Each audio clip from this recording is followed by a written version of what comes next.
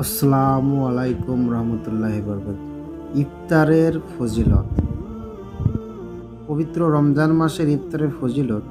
রোজার ইফতারেও ফজিলত নিয়ত রয়েছে।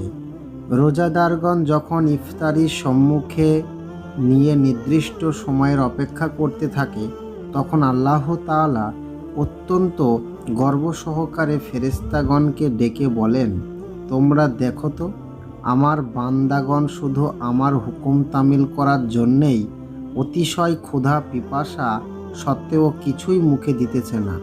আমার এমন অনুগত বান্দার সৃষ্টি করতেই তো তোমরা আমাকে বারণ করেছিলে।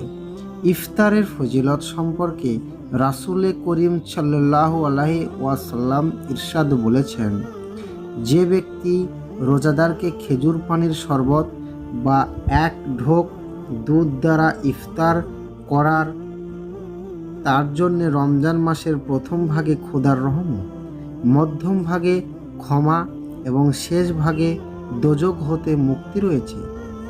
এক হাদিসে আছে,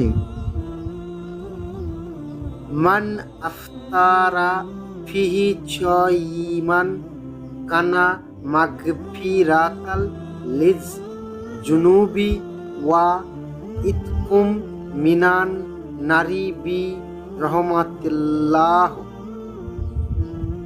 যার অর্থ, রমজান মাসে কোনো রোজাদারকে যে ব্যক্তি ইফতার করায়, সে তার সমস্ত গুনাহ হতে নিস্তার পায় এবং আল্লাহর রহমতে দোজখের আগুন হতে মুক্তি লাভ করে। আরবিতে ইফতারের নিয়ত।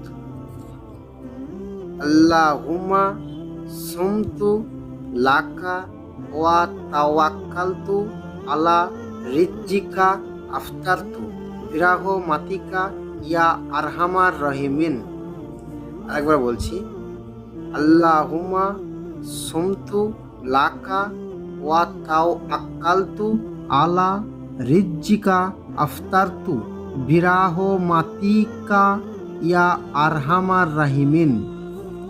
আর অর্থ হচ্ছে, হে আল্লাহ, আমি তোমার সন্তুষ্টির আশায় রোজা রেখেছি এবং তোমারই দেওয়া রিজিকের ওপর ভরসা করেছি এবং তোমার রহমতেই ইফতার গ্রহণ করেছি।